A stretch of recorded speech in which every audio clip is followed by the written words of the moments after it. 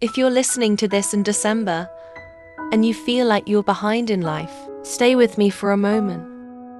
Maybe you're scrolling past engagement photos, new houses, promotions, baby announcements, and your chest gets tight. Maybe you thought this would be the year everything finally clicked, and somehow it didn't. The job still feels shaky. The relationship is complicated. Your savings aren't where you hoped. Your energy is low. And now, as the year closes, it feels like the world is handing out report cards and you're the only one who didn't pass. If that's you, I want you to know something that might feel unbelievable right now. There is nothing wrong with you for being exactly where you are at the end of 2025. You are not late to your own life. We live in a culture that treats December like a deadline for becoming a finished product. By now you should have clarity, success, a plan, a partner, a body, a home, a version of yourself that looks good in photos and at family dinners. But real life is not a checklist with a due date. Real life is messy and non-linear. Real life is recessions, breakups, health scares, grief, burnout, starting again at 30 when everyone told you it should have happened at 25. So, if your December feels heavy, I want this time together to be a quiet room where you can finally breathe. In the next few minutes, we'll gently untangle this feeling of being behind, question the invisible timeline that is suffocating you, and create a softer way to walk into the new year. You don't have to fix your whole life tonight. You only need to take one honest, kind look at where you are, and choose one small way to treat yourself with more respect. Let's start there. First, I want to tell you a secret that therapists see over and over again. Almost everyone feels behind at some point. There is enormous pressure to move through life on a very specific schedule. By your late 20s or early 30s, you're supposed to have a certain kind of job, a certain income, maybe a partner, maybe kids, maybe a mortgage. If you don't, it's easy to assume that you personally failed, that this story leaves out something important. The world you grew up in is not the same world your parents or your grandparents had. You are navigating student loans, higher rent, a more unstable job market, climate anxiety, constant news of crisis, and social media that shows you everyone's highlight reel in real time. The timeline many people are judging themselves against simply doesn't match the conditions you're living in.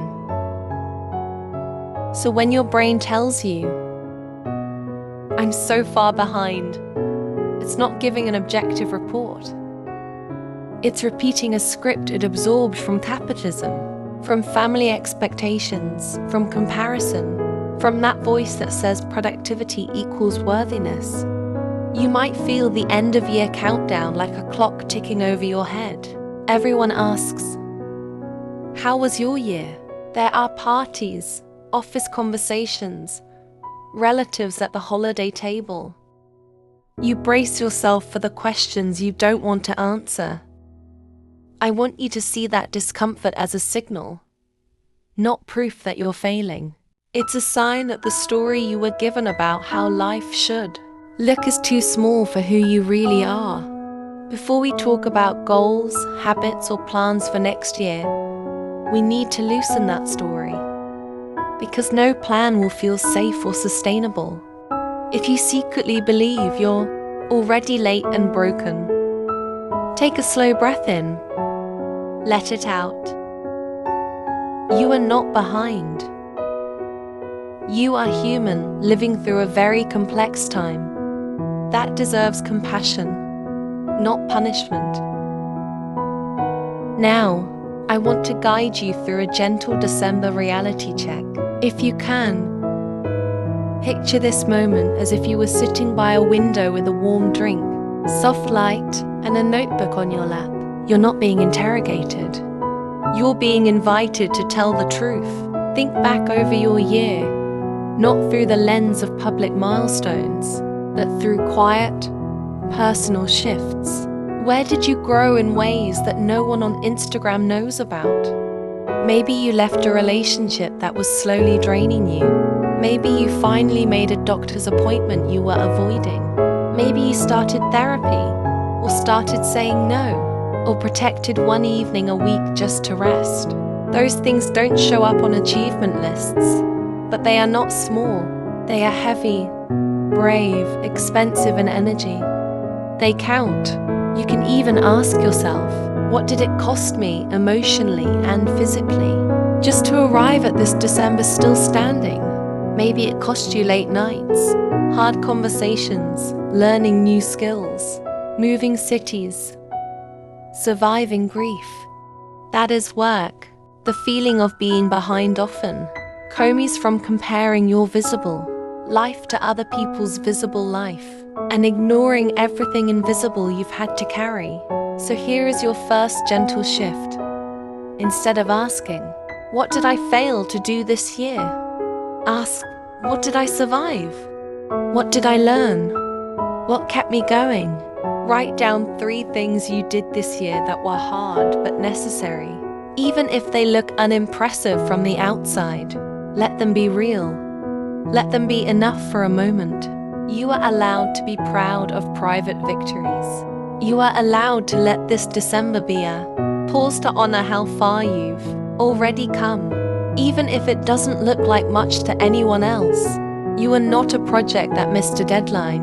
You are a person who made it through another year of being alive. Now, let's talk about the milestones you feel late for. When you imagine being caught up, what picture comes to mind? Is it a certain salary? A ring on your finger? A specific city? A number in your savings? A baby? A title on your email signature? Take one of those images and gently ask it a deeper question. What do I believe this will give me? For example, do you want marriage itself, or do you want to feel deeply chosen and safe? Do you want a promotion, or do you want to feel respected and financially stable? Do you want a perfect December holiday, or do you want to feel connected, relaxed, and loved? Often, we chase the milestone because we think it's the only door to the feeling we need. When that door doesn't open on the schedule we imagined, we blame ourselves. But what if there are other, smaller doors? Maybe you don't have the relationship you hoped for yet, but you can start building the kind of friendships where you both show up for each other. Maybe you don't own a home, but you can still create one peaceful corner that feels like yours. Even in a tiny apartment, maybe your job is not your dream, but you can begin planning a course or a conversation or a boundary that moves you one step closer to the life that fits you. This is your second shift. Separate the external milestone from the internal need. Ask, what is the feeling underneath this goal? And what small ways can I honor that feeling now, with the life I already have?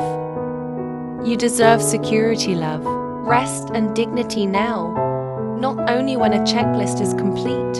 And when you start meeting those needs in small ways, you feel less like you are waiting in a line that never moves. The third shift is about time itself. Somewhere along the way, many of us absorb the idea that there is a universal timeline.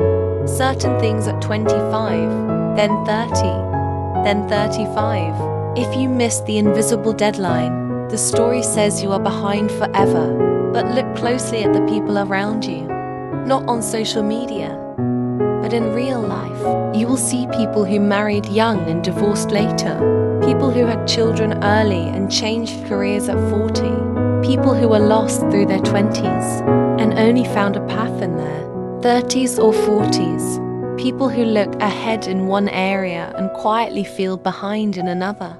There is no single schedule that fits all of these lives. your starting point was different. Your family, your health, your culture, your body, your finances, your trauma, your opportunities, they all shape your pace. When you judge yourself by a timeline that ignores all of that, you are comparing a storybook to a real human journey. So here is your December invitation. Let this be the month you retire the universal timeline. Instead, imagine your life as a longer, slower path with seasons. Some seasons are about building. Some are about healing. Some are about waiting, grieving, experimenting. None of them are wasted. If this year felt like a season of confusion or survival, that doesn't mean you failed. It means your energy was needed elsewhere. You are allowed to start something meaningful at 30, 35, 40. You are allowed to change your mind. You are allowed to move at the speed that honors your nervous system, not the speed of the feed. Your worth is not measured by how efficiently you hit milestones. It's measured by how honestly and kindly you live the one life that is actually yours. Before we close, I want to leave you with a simple ritual you can use before the year ends. Think of it as your December reset, not to fix your whole life, but to soften your relationship with it. Find a quiet moment, maybe at night when the house is still, the holiday lights are low, and the world feels slightly slower. Take a piece of paper and divide it into 3 questions. First, what did I carry this year that no one fully saw? Let yourself write freely. Name responsibilities, losses, changes, emotional weight. Acknowledge the invisible load. Second, where did I grow in ways that can't be photographed? Maybe you became more honest. Maybe you learned to leave instead of begging to stay. Maybe you rested more, trusted yourself a little, allowed help. Third, what is one small way I can be kinder to the person I am right now?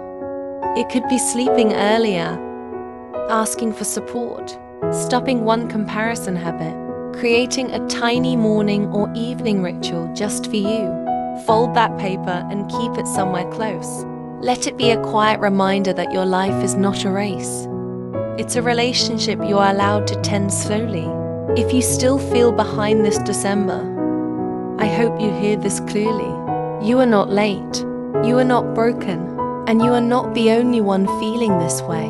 You are exactly on time for the lessons that are yours.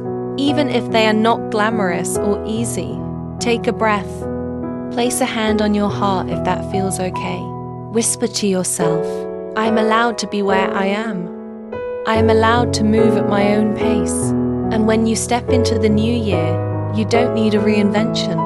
You need gentler stories, kinder habits, and the courage to honor the quiet progress you're already making. If this video helped you, like this video and subscribe so you don't miss the new content. Until then, take care of yourself with love.